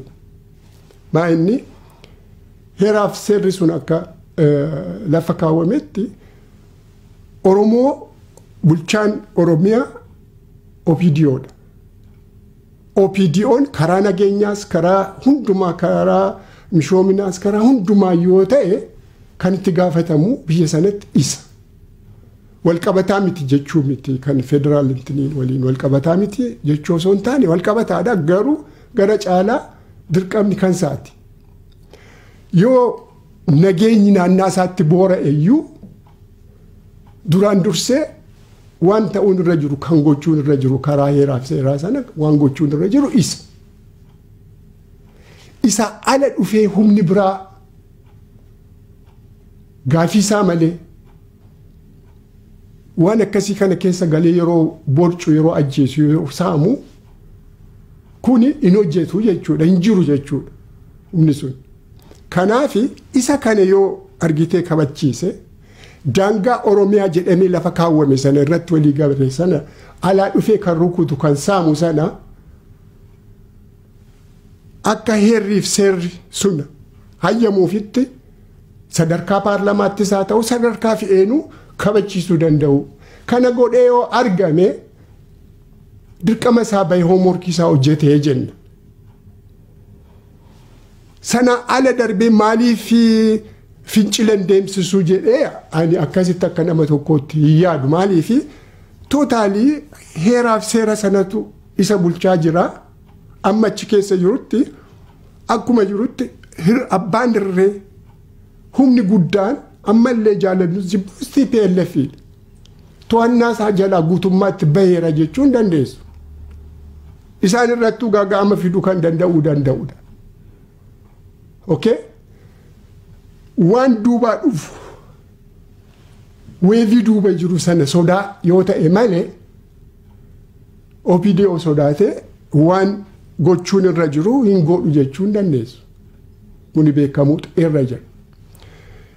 Waan ani kana gubbaarratti akka dhibeetiittuu waan dhufuu danda'u maaliif akka dhufuyyuu OPDO'n yeroo baay'ee ani gaafiidhuma gubbaarra gaafa ka'uyyuu malee ayyuu OPDO'n arjii kan goonu protect ummata bulchitu sana protectii godhi jabaadhu jechaanii jirra malee ani dibeetii sana keessa waan galluufu naan galu ani dibeetii sana keessa galu garuu wanti dogoggorri guddaan kan jiru maa inni jaarmiyaan biraa hin barbaachisu kana dhagaa jira jaarmiyaan biraa amma kinimiti qabsaawaan OPDO'dha amma fuula keenya isatti adeeffannu kan biraa haafuudha. This is absolutely wrong. Kuni dogoggora. OPDO jireenya OPDO'tii fi hundeensaa oppositionii jiru sana. Addi bilisummaa Oromoo hin turre yoo ta'e OPDO'n hin turre. OPDO'n beekan ijaarame. Innis immoo kan argitee fudhatamee akka waan adda addaa godhamuufi humna isa ala jiru isa argitee isa kana kuffisuuf deemu sana dura akka dhaabbatuufi. Faanshinii biraa hin qabu. Jireenyi oppositioniin ala jiru cimuunsaa OPDO yoo hin cimsa malee kan dadhabsiisuu miti. Kanaafi kaampeenii dhaabii qabsoo dhaabii jedhu kuni absolutely dogoggora. Warri kana jedhu ummata Oromoo gaafii ummata Oromoo maal akka ta'e warra hin beeknedha. Jijjiirsaan dhufuu danda'a bifa adda addaatiin. Jijjiirsaan dhufu kuni gaafii ummata Oromoo sana irratti kan hundaa'e gaafii sana deebisuu danda'a moo hin danda'u jennees laaluu danda'u nurra jira. There are so many ways of change. Gaafii ummata Oromoo iddoodhaa otoo hin ga'ini fakkeenyaaf jaarmoleen jirru jennu dhufne barcuma qooddadde wayyaanee seenterii akka jirutti achutuma dhiifne sochii ummataa wareegama uummanni gochaa ture sana irratti bishaan naqnee taa'uu dandeenya. Jijjiirsaan dhufu suni eessaan gaafii uummata Oromoo eessaan gahee kan jedhu gaafachuun nurra jira. Yoo gaafii sana iddoodhaan gahee yoo jedhe anaaf eenyutu wanta sana iddoo sanaan gahee miti gaafiin. Gaafiin uummata sanaa iddoodhaan gahamutu irra jiraadha. Gaafiin uummata isaa bilisummaa abbaa biyyummaati. That must be answered. Suni deebi'uu qabuutu irra jira. Anatu deebisuun narra jira kan jedhu kanatu miti. By its very nature ammallee jibba miti. OPDO'n qabsoo jaarmiyaa qabsoo bilisummaa gaggeessu ta'uu hin danda'u independently. Inni mootummaadha. Hoomworkiin inni hojjetu kan inni gochuun irra jiru kan irraa eeggamus akka mootummaa sanaatti heeraaf seera sanarratti dhaabbatee mirga uummata isaa yoo kabachiise hoomorkii isaa baheera. Kanaaf komatamuun irra hin jiru. Garuu OPDOnis as bahee akka argitee qabsoo bilisummaa uummataa gaggeessu tokkotti mootummaa sana ala ta'e akkasitti of mul'isuu danda'u hin danda'u irra hin jirus warri dogoggoraan akkasitti ilaalanis ta'uun irra hin jiru wrong. Still qabsoo bilisummaa kan gaggeessu jaarmiyaan cimaa ta'e kan uummata Oromoo barbaachisaadha. Kun immoo hojii OPDO'n hojjetu yoo dhugaa uummata isaa waliin kan dhaabbatu yoo ta'e gara fuulduraatti ilaalla. Ammam humni isaa ammam akka ta'e, ammam maal gochuu akka danda'u, ammam gaafii harka isaa mirga isaa achi keessatti akka bulchaa Oromiyaatti kabachiisu akka danda'u ilaalla. Jaarmolee qabsoo godhan kana waliin wal duran dhaabbatu. So why should we bother about it? Maaliif itti rakkannaan jedhani? Laalchi keenya maa inni amma OPDO qabannee qabsoo bilisummaa Oromoo kan gaggeessu jaarmolee laamsheessu ajjeessuun nurra jira yoo jedhe sagantaa akkasii warra qaban yoo ta'e malee jaarmoleen qabsoo uummata Oromoo gaggeessan gaafii uummata Oromoo iddoo akka ga'u falmani waan OPDO'n uummata mirga uummata isaa seeraa feera sana keessatti kabachiisu dura waan hin dhaabbanneef rakkoon qabu. Inni sun kabajamuun bee it is a step forward. Si galee wanti OPDO'n mirga uummata isaa eegsisuudhaaf hojjetu suni qabsoo sanaaf bu'aa fida malee injifannoodhuma uummanni qabsoo gochaa jiru kana malee isa dura waan hin dhaabbanneef wal dura hin dhaabbatu. Garuu rooliin isaanii adda adda warri qabsoo bilisummaa gaggeessaniif rooliin OPDO adda adda akkasitti ilaalluun jedhan. Inni guddaan biyya keessatti taasifamu gama sanaanis wanti taasifamu sun jaarmiyoonni warri kaanis bira wal dura kan dhaabbanneedha isin kan jechaa jirtan natti fakkaata yaadni keessanii maaliif asuma irratti wanti sila kaasaa turre jira. Uummanni Oromoo tokko ta'ee qabsoo kana wal dura kan dhaabbatu garuu jijjiirsaan jedhamu kuni yoo deebii argite jijjiirsa adda addaatu jira siin jedheera as gubbaarratti. Inni argite in a shortcut centering the TPLF ammallee centeriidhuma akka jirutti jijjiirsa qoyyisaa tokko fidanii amma nagamoo transitional Ethiopian transitional government maal mootummaa ce'umsaa this is not gaafii uummata Oromoo miti. Isa yoo dhaabde haa jennu jaarmoleen adda addaa akkuma dur barame barcuma qooddannee yoo achitti gallee yoo intini goone still the center humni jiru kun structure lafa kaawwame caasaan siyaasaa saganda lafa kaawwame kun akka jirutti deebii uummata Oromoo ta'uu hin danda'u.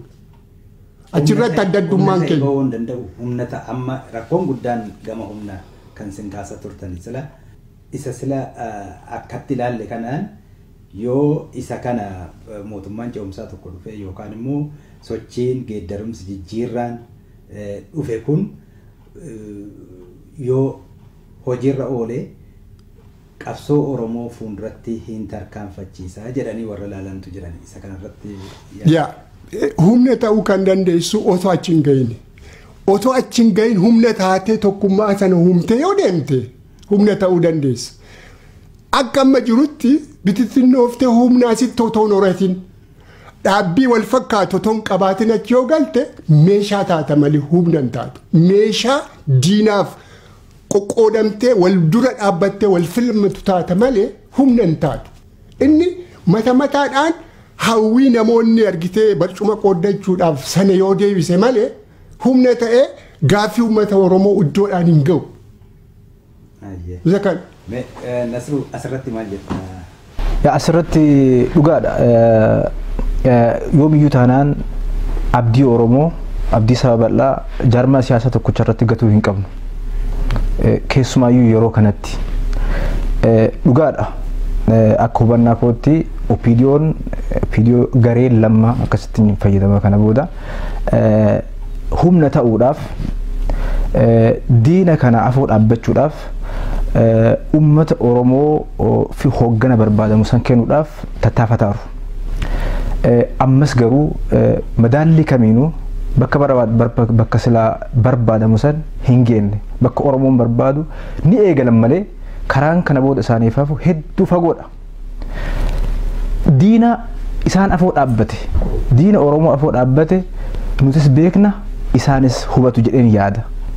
Diinni kun tooftaanis shiraanis yoo hammaate ammoo humnaan ummata kana cafaqee qabsoo kana bakka amma jirutti dhaabuu yookaan duubatti deebisuu ni danda'a. Kana hundumti keenya nu hubanna ni argina. Haala kana keessatti ammoo abdii Oromoo fiddee humna yookaan ammoo garee lammaa irratti dhibba gatuun dogongora. Yoomiyyuu taanaan pilaan B yookaan pilaanii dhuma biraa kan isa faana fuulduratti hankaarfatu qabaachuun baay'ee barbaachisaadha. So haala dur opiidiyoon eessa akkasiin kaatee dhufte ni beekna, eenyuun akka taate ni hubanna. Ammas ammoo diina nu qormaataaru ni beekna, ni argina. Haala kana keessatti abdii keenya isaa irra gannee callisnee harka marannee taa'uu hin qabnu. Namni akkas jedhaadhus jira natti fakkaatu hanga nu badhutti nutis inuma argina. Biyya kanattis biyya biraattis waan haasamu quba qabna. Biyya keessaas ibn kan barbaachisu maanini isaan gaafii gaafataaran kana haa dhiibani, haa fuuldura deemani. Keessaa mootummaas irratti dhiibbaa barbaachisu hunda haa godhani. Oromoon gama saniin hin kassaru, kan kassaru diina. Dhiibbaan abbaa dhiibbaa irra godhamaarutu kassara. Isatu dhaba malee Oromoon inuma injifata, inuma argata.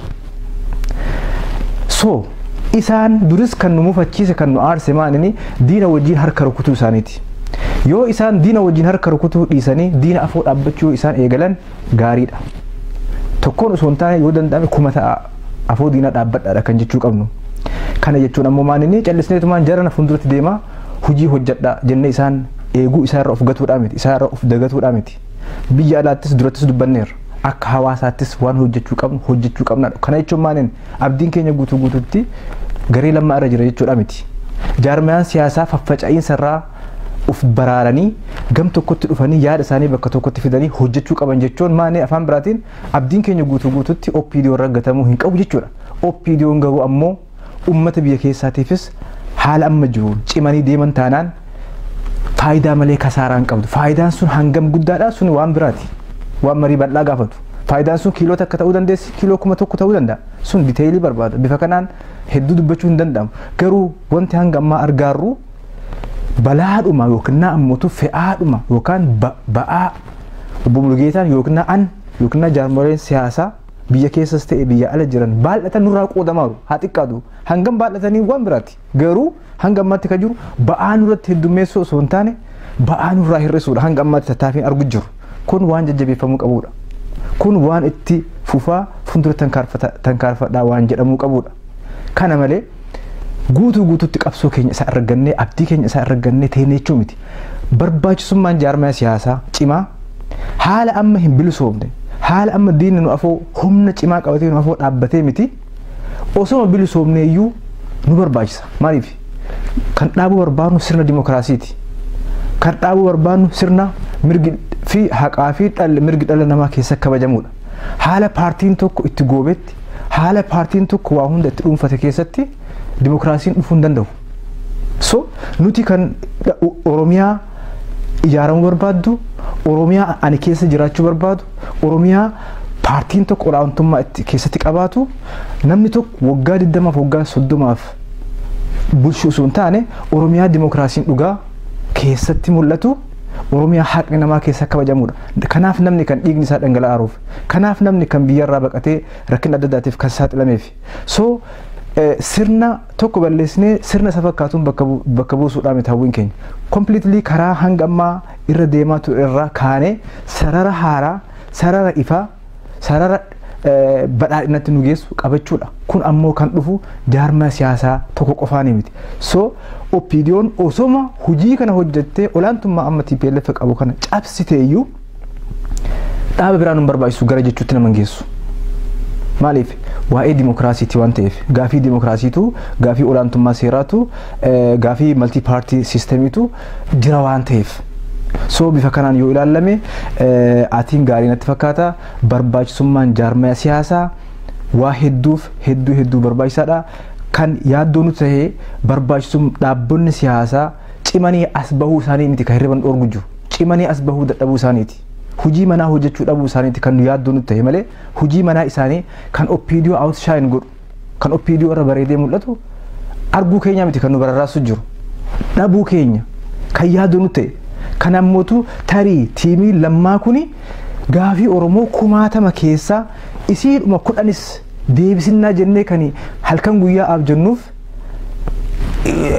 dukkanatu waan nu marseef waan biraatiif miti jaarmaya siyaasaa keessumaayyuu kan hubachuu danda'u qabu. Oromoon jaalala addaa OPDOf yookiin ammootu garee lammaaf qabaatee miti. Abdii dhaba eegiinsa waggaa hedduuti kan gamanatti nu geesse. So yoo isaan ammoo hojii isaanii hojjetanii cimanii at least waan biraas hojjechuu yoo dhaban Oromoon amman tanatti hedduu kan jaarmaya siyaasaa irraa barbaadu taankii hidhachuu isaaniiti miti. At least isii xiqqoo isii bu'uuraa kan taate tokkummaa isaanii hanga takka sirreeffatanii sarara isaanii dhaabbata isaanii tolfatanii gadi bahuudha. Isiidhuma sanillee godhuu hin dandeenye jechuudha. Jaarmaya siyaasaa isii irra xiqqoo kan maallaqa hedduus hin barbaanne kan deeggaraa hedduus hin barbaanne kan taankii fi yookiin xayyaaras hin barbaanne jaarmaalee siyaasaa isii bu'uuraa san gochuu hin dandeenye tu ummata abdii gara kutachiisuu fi gama tarii bolammaan jijjiiramatti nu geessisna jechuutti kan ummata geesse kana malee waan biraa miti. Ummanni kun hundumti warra irraa OPDO Lammaa Magarsaa jedhu warruma kaleessa isa abaaraa ture. Warruma kaleessa jaarmaalee biraa fi harka rukutaa ture jechuudha. So bifa kana ilaalama anis akka dhuunfaatti namoonni hedduus Oromoo keessatti kan argu jirru OPDOon hojii isii ni hojjetti bilisummaan nu geessi kan biraa hin barbaachisu kan jedharu hedduu hin jiru kan jedhamaa jiru. Isaanis ba'aanurraa yoo hir'isuu kan danda'anii yoo haalli kun kan itti fufsiisu itti haafufanii kan biraas ammoo dhaabbileen biraa uf cimsanii uf jajjabeessanii hojii manaasaa hojjetanii gadi haa bahanidha kan jedhamaa jiru an bifa kanaan hubadha jechuu barbaadeeti. Toomi Nasruu egaa walumaa galaanii marii koofiteera gaaffii ibsiteera daqiiqaa takka takkaan dhaamsa uummata keenyaaf akka dhuunfaatti qabdan carraan isinii kenna. Obbo Mulgeetaa. Galatoomanii waan jechuu barbaadillee jedheera garuu waan jechuu narra jiru uummanni gaafii isaa lafa kaawwateera gaafii qaba. Gaafiin isaa amma iddoon keenyatti akkuma jedhamee qabsoonni bifa adda addaatiin itti dhiyaatamu uummanni qabsoo isaa itti fufuutu irra jira. Qabsoo itti fufuutu irra jira.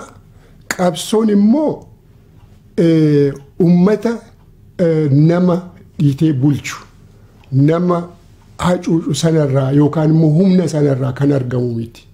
Kadhaadhaan kan argamu miti. Wareegama guddaa barbaachisa. Wareegama barbaachisu baafamee hacuuccaan rakkinni martiin yeroo hundumaa martiin cunqursaa uummata keenyarra uummanni keenya keessa naanna'aa jiru cituutu irra jira. Kana kutuutu irra jira. Nutis kana waliin kana beeknee uummata keenya waliin dhaabbannee hojjechuun nurra jira. Jaarmoleen siyaasaa gaggeessan jedhaman yoo danda'amanii kaayyoo tokko warra qaban walitti haa dhufan. Hin danda'amu yoo ta'e immoo kaayyoo adda addaa qabaatanii waliin hojjechuun akka danda'amu beekanii waliin hojjechuu danda'uutu irra jira walitti dhufanii. Kanaaf wal bira haa dhaabbannudha. Akkuma jedhame hoogganni jaarmolee adda addaa rooliin isaanii hoogganoota hedduu humna biyya keessattis wanta akkasii jiraachuutu irra jira. Kanaaf jaarmoleen sana gubbaarratti hojjetan jiru kan inni wajjin jiraachuu danda'u.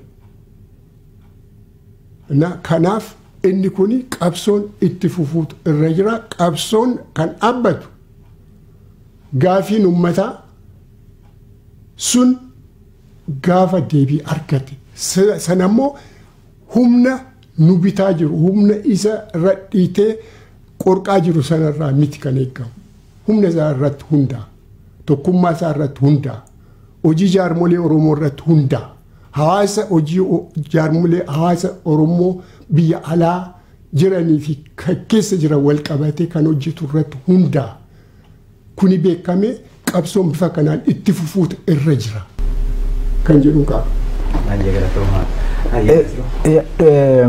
Dhugaan jiru tokko maanini imalli hanga ammaa isa kana isa akka geenu ni argina. Iddoo amma jirru kana kan nu geesse poolisiin Oromiyaa nama ajjeesuu irraa akka of qusatan kan isaan taasise gareen lammaa kun gara aangootti akka dhufu kan godhe isa biraa isuma guyyaa muraasa dura ta'e kana waa'ee hidhamtoonni hiikamuu maayikalaawwan cufamuu duratti irraa dubbataa turre hunda kana kan argamsiise qabsoodha wareegama. Opidiyoonis jijjiirama fidaartu kana fedhiidhaanii miti saganteeffattee yeroo dheeraadhaaf irra hojjetteetis miti. Diinnis haa xiqqaatu haa guddatu waanuma waggaa 27 cufuu didee itti fayyadamaa ture san simbooliifis haa ta'u cufuudhaaf dirqamuun isaa fedhiidhaanii miti dirqamaan qabsoo uummata kanaatitu isaan dirqe. Nuti Baqqalee Garbaa Dr. Mararaan haa hiikaman jedhamanii hiriira nagaa erga bahuun eegalame gaafiin erga dhihaatee har'aa kalee miti. Olbaanaan Eelisaa waggaa meeqa kan hiriira bahamaa ture biyya keessattis biyya alaa kanattis diinni nu dhageenye amma yeroo diinni nu dhagahu irra gahameera. Yeroo gaafii keenya guututtis ta'uu baatu diinni jala jalaa hanga tokko deebisaa sanii nu tasgabbeessuu barbaadu irra gahameera. Nuti eessa akka deemuu barbaadnu ni beekna. Karaa bakka deemnu kallattii itti deemnu kan nuuf akeeku nuyi malee Oromoodha malee diinaa miti. Achi gahuu irratti ammoo gufuun hedduu jira. Diinni garasa akka deemnu gara ifnanaatti akka deemnu hin barbaadu. Yeroo hundumaayyuu gara dukkanaatti kan nu qajeelchu. Nuti garamitti akka deemaa beekna. Waan hanga ammaatti arganne ni hubanna kan kana booda nuuf hafan gaafiin keenya hedduu kumaatama. Tokko lama jennee diinni gaafii kana hunda akka deebisu fedhiidhaan hin deebisu yoomis duris hin deebisne ammas hin deebisu. Tokko lama jedhee osoo hin jaallatin gaafii Oromoo akka deebisu. Olaantummaan diinni waggaa 27 nurratti ijaarrate akka cabu Oromoon qabsoo isaa tooftaadhaan tarsiimoodhaan tokkummaa isaatiin wal dhagahuudhaan yeroo yerootti shira diinaa fashalsaa daandii haarawaa ofii keenyaa lafa kaawwataa bifa saniin yoo itti deemne bakka barbaadnu san wanni gahuu nu dhorgu hin jiru. Duris dhiigaa bakka kanaan kan gahe ammas wareegamaa fi dararaa barbaachisu hunda kafalaa dukkana kana keessaa hallayyaa kana keessaa yeroo dhumaatiif baanee rakkoo Oromootti xumura keessumayyuu gara karaa dimokiraasii gara karaa salphachuu kabajaa dhabuu gidiraa nurra gahaa jiru kanatti xumura gochuu ni dandeenya.